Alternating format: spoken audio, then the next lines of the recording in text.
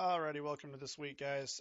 This week we're going to learn about jQuery Mobile Forms and how to create the different elements that they can do, like checkboxes and radios. If you are familiar with HTML forms, this is going to be a pretty easy week. The things that you'll be doing here, most of it's review. You just kind of have to learn a little bit on how jQuery Mobile handles these things. So I'm going to head over to Learning Path, go over here to week 3. Okay, form inputs is what I called it, and you just need to make sure that you go in through and do all of these different ones. I'm wanting at least 2 forms, so at least, to do all of these different things, you may need to create 3 forms, but you need at least 2 here. So when you turn it in, just click there. Go down here to the thread here, click, hit reply to thread, and then make sure you'll be turning in 2 URLs. Okay, you'll be turning in to the URL to the first form and the URL to the second. If you do more than 2, that's fine.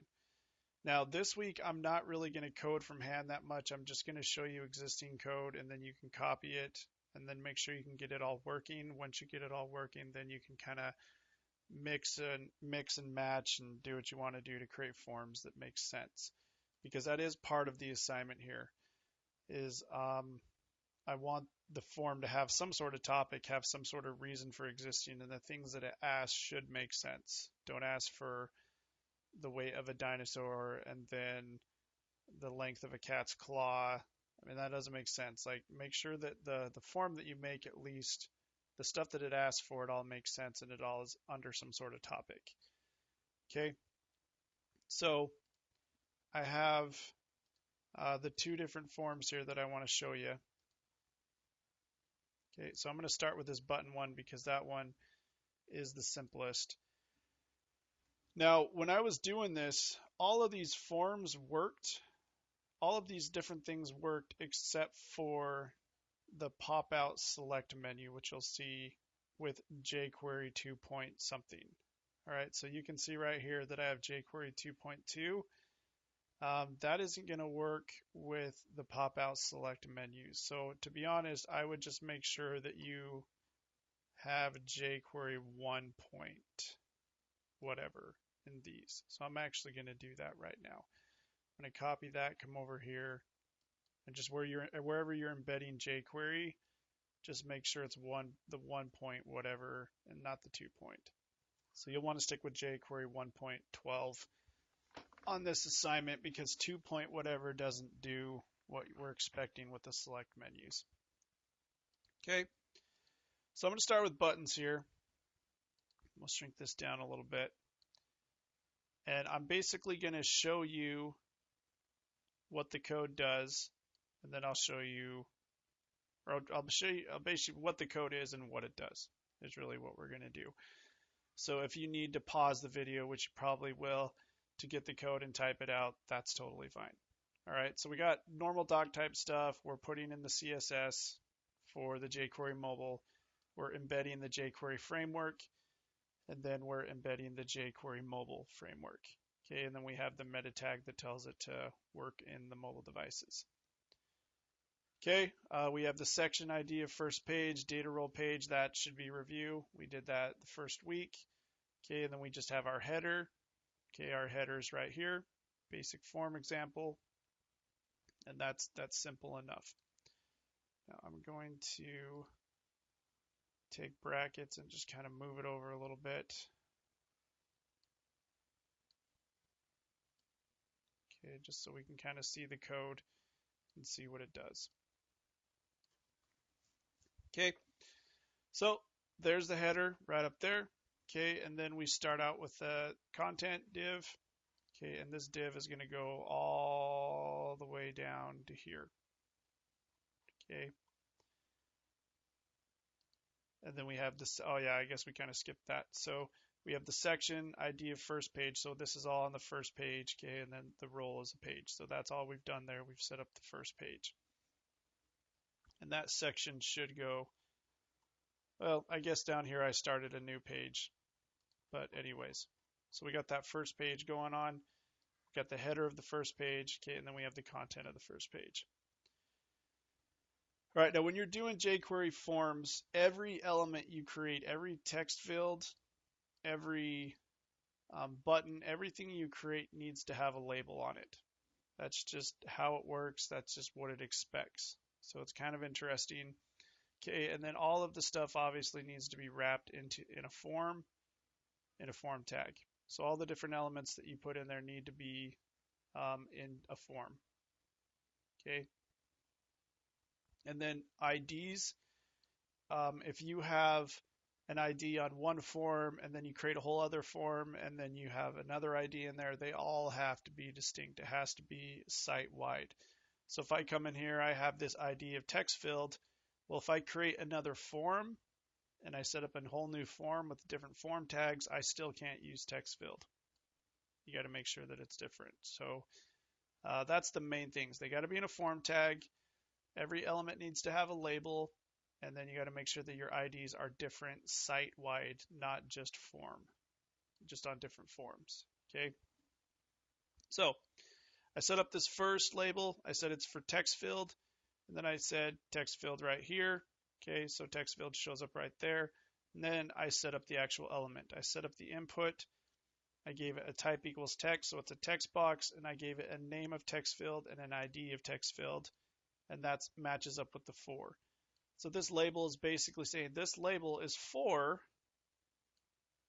the element or the tag that has an ID and name of text field. So it's just matching up that label to the input. Okay, and then value, we didn't put anything for the value, but we do have a placeholder of high. That's why high is showing up there. Now, because you have to have this label, if you want, what you can do, what I did on this next one, is I had a label called text field, but we used a class of UI hidden accessible. And what that does is it just hid text field. So if you have a label for one of these elements and you don't want it to show up on the page, you can say class UI hidden accessible, just apply that class to it, and then it'll hide. So it hid text field. So I could say, no, I'm hidden. Save it, it still doesn't show up, right? So you still have to have the label, but if you don't want the label to show up, you can say the class UI hidden accessible and it'll hide it. Okay, then we have input type equals text right here. Name equals first name, ID equals, it should be the same there. First name, the name and ID should be the same. And then value, I don't have any value, but I do have a placeholder of first, and that's what shows up there. All right, so moving on. Okay, now I've grouped these next ones together with this class of UI field contain. You can see that up here, these two text boxes kind of got a space right here. But if you want to group them together and get rid of that space and have them show up like this, also it looks, oops, grabbed the wrong one. If I extend it out, you can see that these two that aren't really grouped together are down on the next line, but these that are grouped together, they're kind of on the same line until it runs out of space. Okay, like that. They're kind of right next to it, and then boom, they go underneath when there's not enough space. So you can see that it just kind of, it makes it behave a little bit differently on larger screens.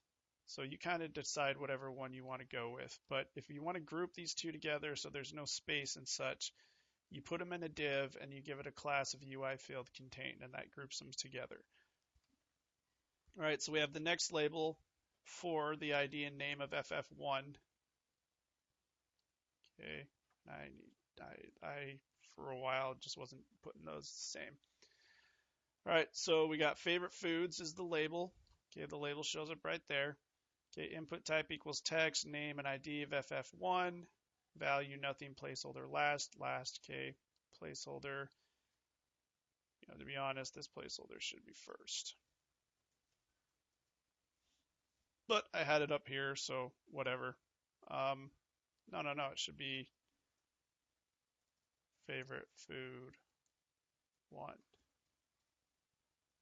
Okay, and this should be, I think I copied and pasted these because I'm naughty. Favorite food 2. So favorite food 2, ID, favorite food 2. So again, keep the name and ID the same. The name and ID would be used later on with PHP and such if you ever did processing of forms and things like that. So anyways, but basically these are the exact same thing as these, except for all that's different is these are put inside of a group. Okay, with this div. Okay, they're inside of this group with the div because of the class UI field contain. Puts them in this group. Just styles them a little bit differently.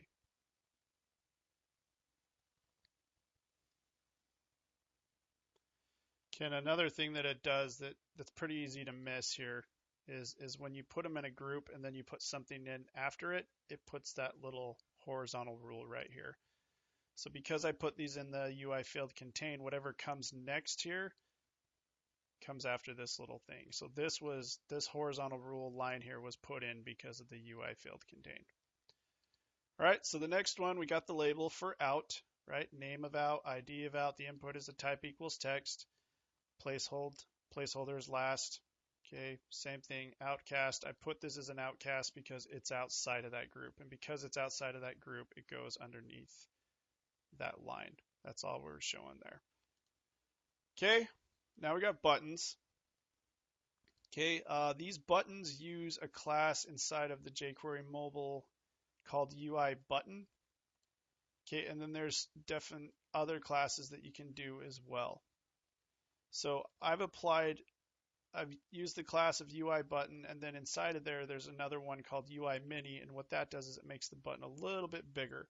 This button here is not using UI mini, so it's just kind of a bigger, more bold button. This one's a little bit smaller text, and you can see the corners are square. So if I were to take the UI mini away and save it, okay, you can see that it gets a little bit bigger. Okay, and it has nothing to do with the rounded squares. We'll see that in a minute. But it's just a normal button, just got a little bit bigger, but I threw in the UI mini, makes the button smaller, so you can kind of pick whatever one you want. Okay, the next button I've used, and also you created that with a button tag. So that's one way you can do it. And then whatever you want the button to say, you put in between the button tag. Next one is I've disabled it, so you can't click on it.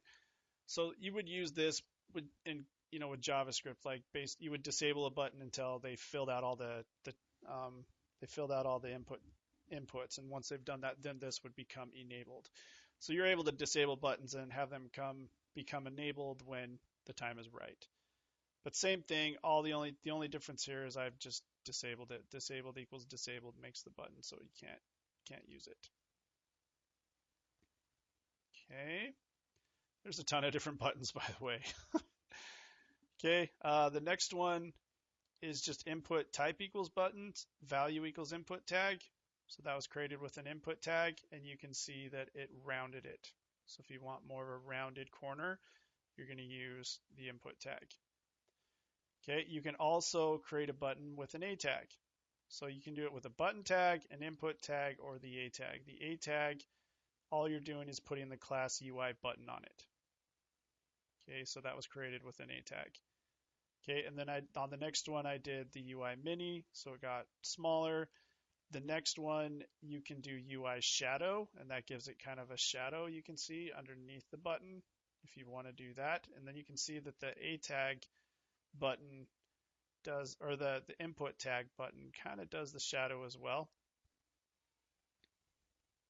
Okay, now if you want buttons to go across the screen horizontally, you can say UI button, this is all with the A tag, UI button, UI button inline, and that makes them go across.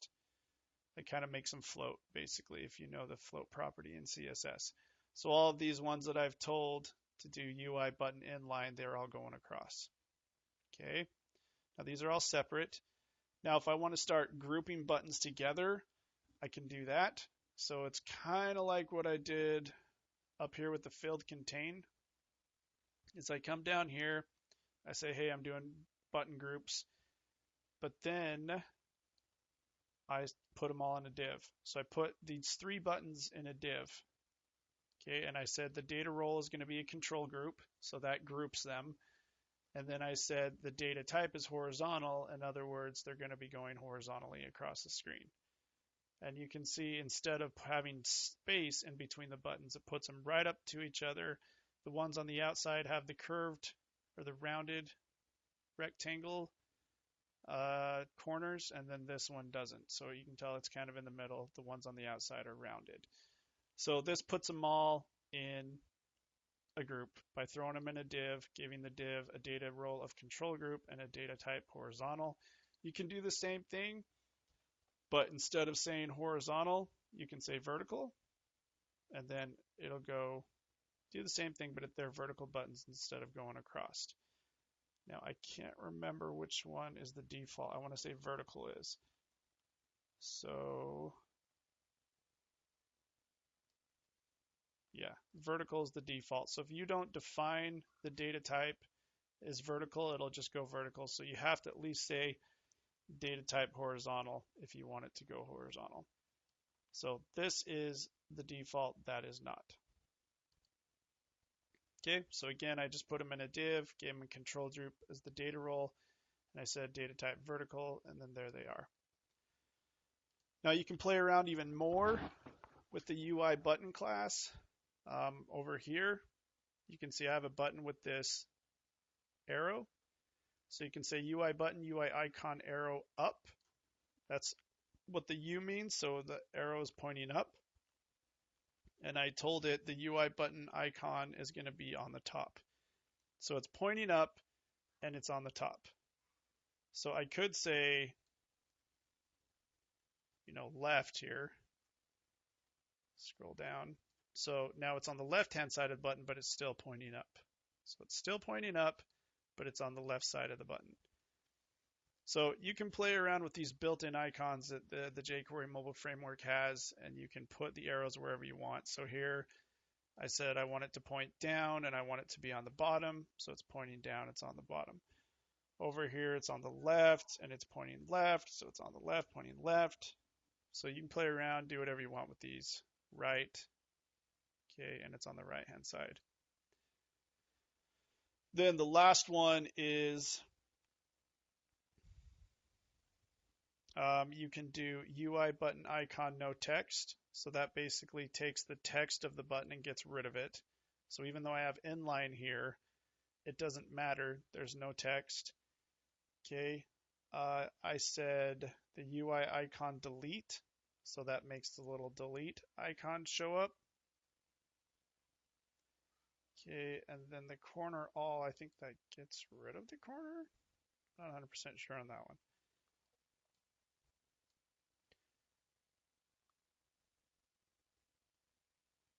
I don't know, might have something to do with that corner of the X.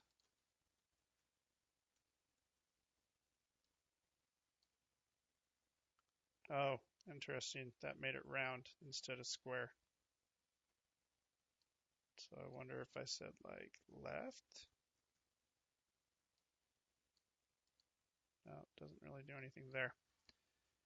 So basically you can have that delete be a circle with the UI corner all, or get rid of it and it'll be a square. So, and then I think, I don't think I really did anything. Oh yeah, this is junk from a few weeks ago. I don't need that.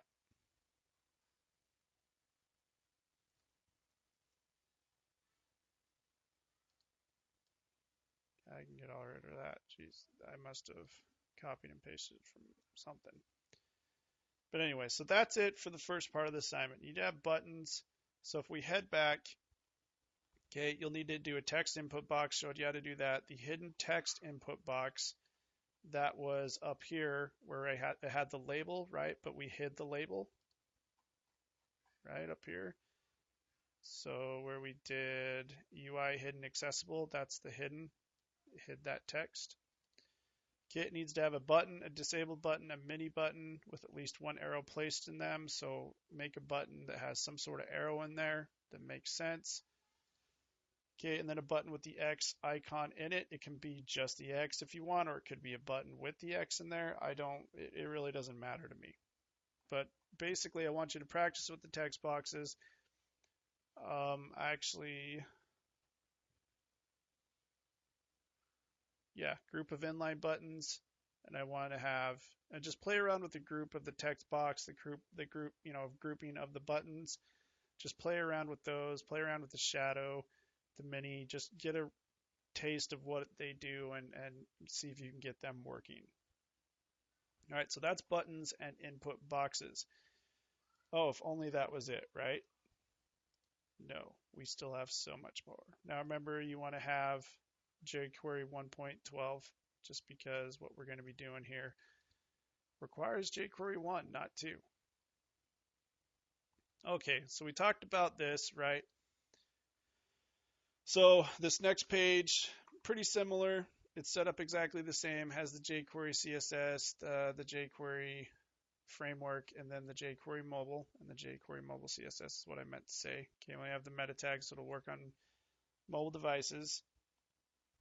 Okay, we got the first page, data rule page, got the header, form inputs, right? Then we got the UI content. Starts out with the content of the page. Then we have the form set up. Then we have a field set, and then we're using this field set to group these with the UI field contain. So everything is going to be in a group that's inside of this field set. Everything outside of it is in its own separate group. All right. So we got the label again. Remember, you got to have labels for everything. Okay, it's for address. Then there's the input for it. So there's the label for that input because it's for address. The name is address and ID is address. Same thing that we did before, type equals text. So this is what we've already done. Okay, then we have the next one, label for age. So name, age, ID, age, but this is a type equals number. So this gives you these little arrows. So you can click up and down to choose the number. Okay, we got the label for the next one, type equals email. That's just going to throw in some email validation. So if you don't put in a valid email, like that or something, it'll yell and the browser will yell at you. But if I just typed in that, it would freak out. But this just puts in, it's looking for the @ and it's looking for dot something, something at dot something. So that's what the type email is going to do for you. Okay, the next label for B-Day, name equals B-Day, ID equals B-Day, birthday, type equals date. So this is just an input, type equals date. So I can come in here, pick the date. I can do this little drop down, pops up the calendar. I don't think this is supported well in other browsers. I'm in Chrome right now. I want to say Firefox has some issues with this, but I may be wrong. But once you pick it, you can hit the X to clear it back out. But it just gives you a cool little input that makes it easy to find a date. So if you're asking your users for a date, this is a good thing to use. All right, so that's really it. We got the number, the email, the date. Okay, then we have the type equals search, and as you can see, I'm outside the group now. Or am I yet? Yes, I'm outside the group. That's why we get a little space right here. Okay, and so we have the next one, which is a search. Now that's interesting. I was expecting a little line to go across. I wonder if it's only divs that do that. I'm going to change this really quick to a div. Because maybe field sets don't have that functionality. Yeah, interesting. So if I used a field set to group something, it was still grouped and it still had that space. But the div is what actually puts in the little horizontal rule going across. So that's interesting. I'll keep it at the field set, but be aware of that. So class equals field contain. We got a new group of items here. All we have is the search. So we got the label for search, name is search, ID is search this site, search this site. Okay, but then we have type equals search. The type equals search puts in a little magnifying glass icon for you automatically. So you would type that in. So if you had a search bar or whatever, you would want to use type equals search, so it would throw in that icon for you. That's really all it's doing. Okay, then we ended that group. The next one is just a text box, text area, pretty simple. Label for details, ID equals details, text area, that's really all it is. The only thing it does that's kind of cool is as you type more, it just automatically grows. So there's no scroll bars because those won't work very good on mobile devices. So that's really all the functionality that's given. Yeah, just kind of automatically resizes, which is nice. And then it has this as well, where you can resize it on your own. All right, we were out of that group. Now we got another field set. Okay, and now we have a legend. Legends are just parts of field sets that you can do. It's nothing really that special here in the framework. But now because we've set up a data role control group like we did before with those buttons, it's automatically taking these radio buttons that we've created and it kind of puts it in this rounded rectangle group.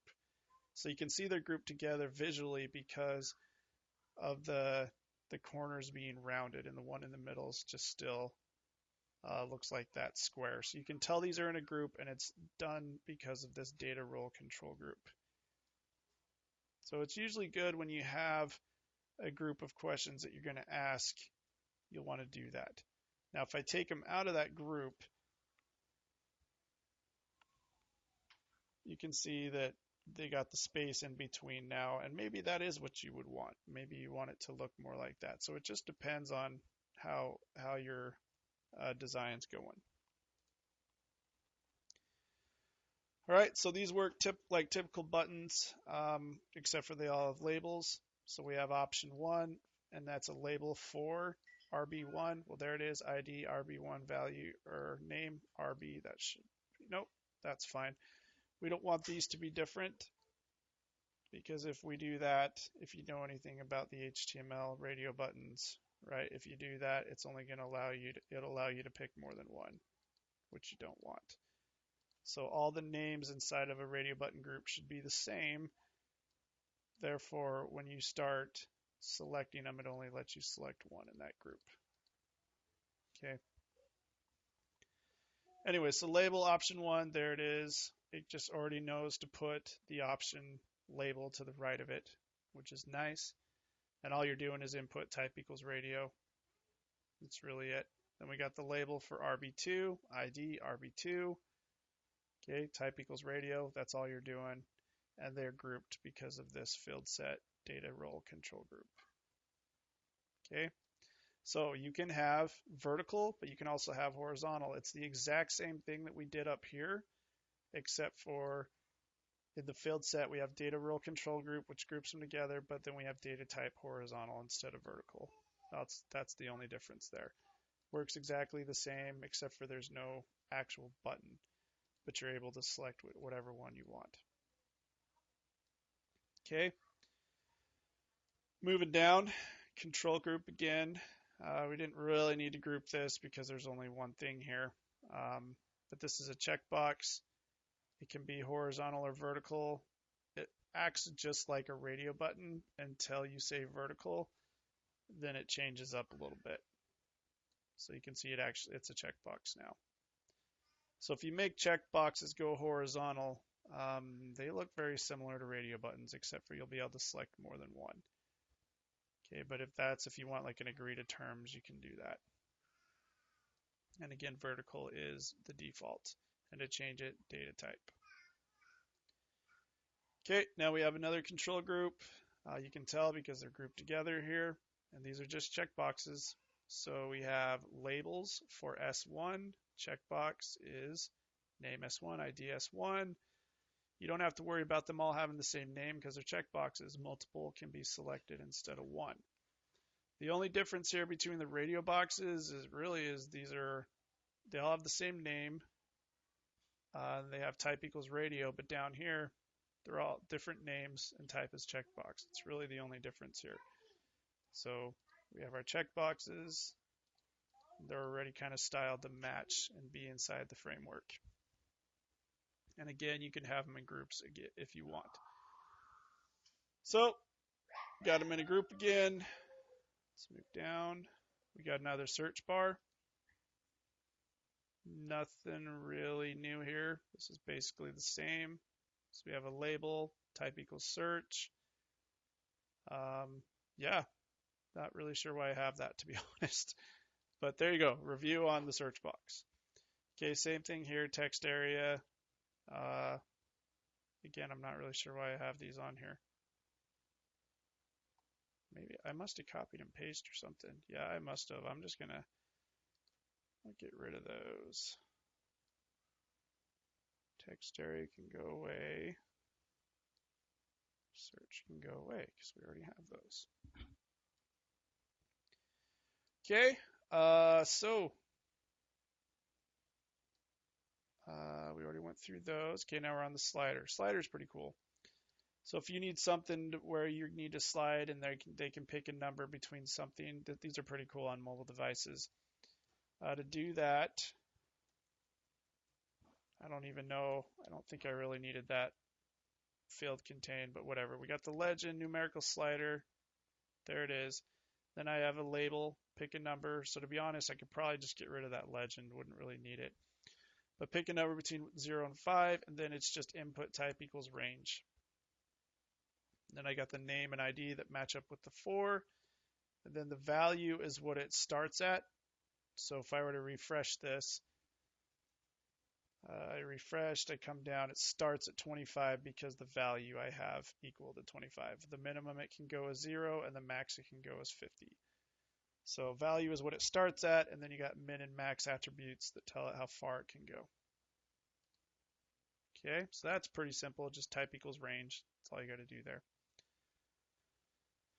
Okay, we're almost there, guys. The flip switches, basically you can have yes and no or on and off. It just depends on how you want to do it. There's two different ways to do these. I got my label for toggle switch 1, TS1. You can do them with select values. And you do this if you want to have your own values here, like high and by. So if you want your flip switches to say your own stuff, say the values that you put in, you're going to use a select. So you have the select tag, give it a name and ID. It has the label as well for it. Okay, and then inside of the select tag, you have option tags. Oh, and you can also see you have to have data role equals flip switch. So once inside the select tags with the data role of flip switch, you're going to have an option with the first one. Okay, and that's what it says. And the value really should match what you have in between the tags. Just so if you were using this with PHP, it actually would be able to pull it. Okay, and then I have selected equals selected, and what that does is it makes it by default select high. So if I want high to be selected by default, I have selected equals selected, but if I wanted it to be by instead, I would have selected equals selected down here. That just picks which one's selected when the page loads. Okay, and because these are flip switches, you can only have the two options. Of course, I haven't tried to have a third. I don't think the world would explode if I did that. But flip switches are meant to be one or the other. Yeah, it just ignores the third one. As well it should. Right? Right. Okay. So there's the flip switch. If you got something, where it has two different answers, you can have them picked that way. Okay. Now, oh yeah, here's the other way to do a flip switch. So you can do it with the select tag here, or you can do it with an input tag. So I did type equals checkbox, give it a name and an ID that match up the 4 attribute, and then checked equals checked, and then the only really different thing is I have data role of flip switch, just like I had up here. But because this is a checkbox, I can't define what it says. So it's just on or off. So if you want it to say on or off, okay, use the input. But if you need your own personal values here, your own custom values, then you're going to use the select. So you pick whatever one you want. All right, almost there, guys, kind of, right? So basic select menu, these are drop-down menus. You click on them, you can pick whatever you want. So we got our new group. We have our label for that drop-down, right? And then we have the select. Just kind of like what we did up here, except for we didn't turn it into a flip switch. So name equals select one, ID equals select one, that matches the for attribute, right? And then we just have a bunch of options, however many options we want. So I got value 1, value 2, and value 3, value 1, value 2, value 3. The value should be the exact same thing as what you have in between the tags. So I have value 1, value 1, value 2, value 2, and so forth. Now, you saw that I did disabled equals disabled. I can do that here to turn off a value. Maybe for some reason you don't want them to be able to select something, you can do that, and so forth. That's it. So that's just basic, pretty simple. Okay, then I've set up another one. Now this is the one that only works on jQuery 1 point whatever. When I click on it, you can see it pops up because I have different groups. So I can select there, I can select down here. There's just, it gives people more options and it kind of organizes it in a way, which is cool. If you're using jQuery 2 point something or 3 point something, this won't work. When you click on it, nothing happens. So it's kind of annoying, but that, it is what it is. So to do that, I set up the label. It's customized. Okay, I got the for equals select 2. Then I set up the select. Okay, and I have the ID and the name match the for up here, just like forever. Now when I put in data native menu equals false, what that does is it turns off this type of menu and it makes it use this pop-up one. Okay, so that's really it. That's all you have to do to get this pop-up menu is you just do data native menu false and you throw that in there in the select tag. Okay, so then I have option, choose one, but then I do these option groups, and that's how I get these different groups in here. So it ignores choose one, and it knows to use that as kind of like the header, right, which is pretty slick. And then I have option group, the first one, and then I put in a label first group, and that's what it puts right here. And then the different options. So option V1, V1, V2, and V3, V1, V2, V3, and then I have values that equal the same thing. Okay, and then I have the next option group with a label of second group. That's what shows up there, and it's cool because it knows to not let you be able to select these labels. Okay, and then I have the different options. So it's kind of cool. You have that first option that kind of acts as a header, which is slick, and then you have the different option groups, the option group tags with the different labels, first group, second group, so forth, and then you have option tags within these option group tags. So it's not too bad, but to be honest, this is something I haven't really done a whole lot of, so it was kind of cool to see this. All right, so good luck with that. Now, if you want to do another pop-up but be able to select multiple ones, like here I can only select one. I got all these different choices, but I can only select one. But if I'm like here and I want to let them be able to check as many as they want,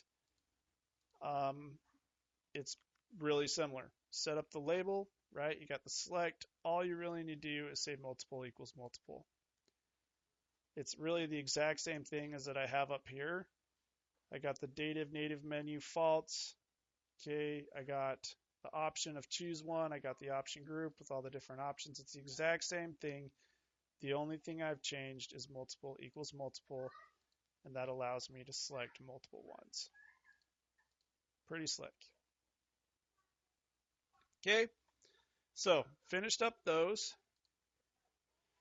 Then all this is showing here is that you're able to set up multiple select menus and put them in a group. So here I got the data role control group. I've stuck them in a group. Data type horizontal, so they're going across the screen. I could have them be vertical if I want, but it's just exactly what I've been doing here, except in these three, except for they're in a control group now. So label, we got the select, name equals month, ID equals month, matching the for. Then we have a select, with is the month. Then we got January, February, March, January, February, March. Then it ends that drop down. we set up another drop down and it goes right next to it because it's in the control group. It's grouped up. Okay. So guys, you probably will have to pause in this video a bunch, and that's fine. If this is really crazy, well, I was going to say if it's really crazy, I could email you these, but I don't really want to do that. I'd rather you type it out and learn it because I, had to do the same thing. But you should have all the code that you need now to be able to do everything, right? So group of inline button, okay, we've already done that, already did that. So yeah, number, email, date, search, input boxes, we went over that. Text area, control group of radio buttons, control group of check boxes, range slider, toggle flip switch, all the stuff we've gone over in the video. I want you to be able to use and create your 2 different forms, or more than 2 if you depend to go that way. So this should be due next week. If for some reason this ends up being crazy and you don't think you'll have enough time, shoot me off an email, let me know. I mean, there's only a few of you in this class, right? If we take a look, yeah, I mean, what, the 4 of you? So if all 4 of you are like, dude, we don't have enough time, then okay, cool. We'll give you guys a little more time, but this should be enough. All right. Anyways, have fun, guys. You know how to get a hold of me if you need help. Let me know. We'll talk to you later.